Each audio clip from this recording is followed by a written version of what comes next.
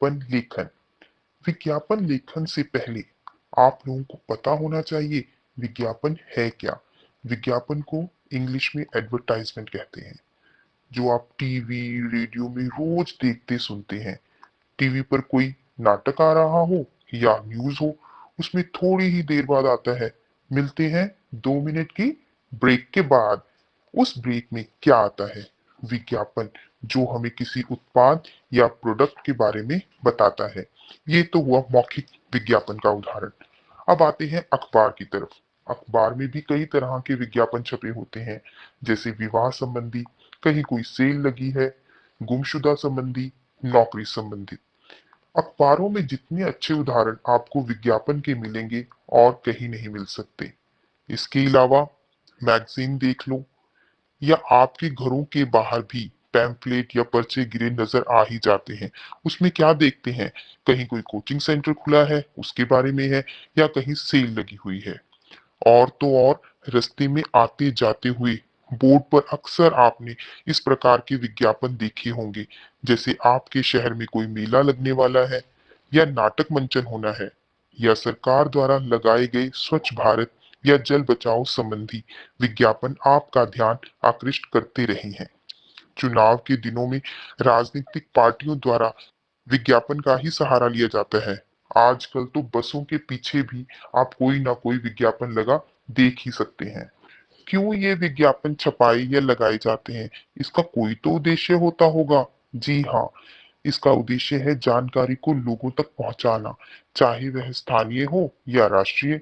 बाजार में कोई नया प्रोडक्ट या वस्तु आती है, उससे परिचित करवाना, चाहे वह सौंदर्य से संबंधित हो, मोबाइल हो, कार हो, या किसी ने घर बेचना है, कोई कैंप लगाना है, आदि की जानकारी लोगों तक कैसे पहुंचती है?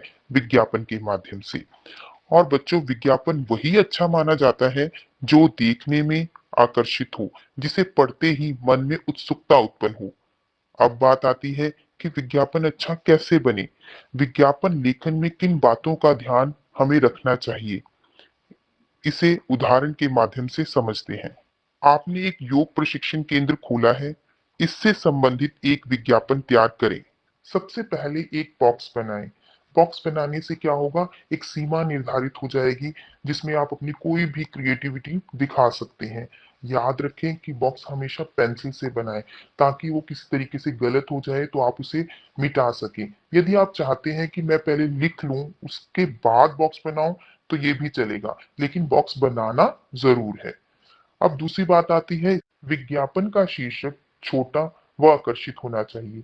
जिस चीज का विज्ञापन देने जा रहे हैं उसका नाम तो लिखना पड़ेगा, क्योंकि बच्चों, हम लोगों को तो मालूम है हम किस चीज का विज्ञापन लिखने जा रहे हैं, पर पढ़ने वाले को तो हेडिंग से ही पता चलेगा ना। अब आती है कि शीर्षक थोड़ा आकार में बड़ा होना चाहिए, यानी कि उसका फॉन्ट साइज बड़ा हो। इसके लिए आप पेंसिल से उसको बड़ा कर सकते हैं, डार्क कर सकते हैं। विज्ञापन कुछ ही वाक्यों में लिखें, 25 से 50 शब्द हो सकते हैं। अधिकतर विद्यार्थी यही गलती करते हैं कि 10 या 15 लाइनों का विज्ञापन लिख डालते हैं। वो विज्ञापन ना लिखकर अनुच्छेद लिखने लगता है। इसलिए आप सीमित शब्दों का प्रयोग करें, ताकि विज्ञापन उतना ही आकर्षित लगे। विज्ञापन की भाषा आकर्षित और तुकबंदी युक्त होनी चाहिए। आकर्षित का मतलब ये नहीं कि आप उसमें कठिन शब्द डाल दें और बेचारा पढ़ने वाला शब्दकोश लेकर ढूंढने बैठ जाए। भाषा सरल होनी चाहिए, तुकबंदी युक्त होनी चाहिए। जैसे, क्या आप अनिद्रा, मोटापा, उच्च रक्तचाप आदि से परेशान हैं? तो आइए आनंद योग केंद्र। कुछ स्लोगन लिख सकते हैं। स्लोगन लिखकर उसको आकार दे सकते हैं, जैसे योग भगाए रोग, जल है तो कल है, योग करें स्वस्थ रहें।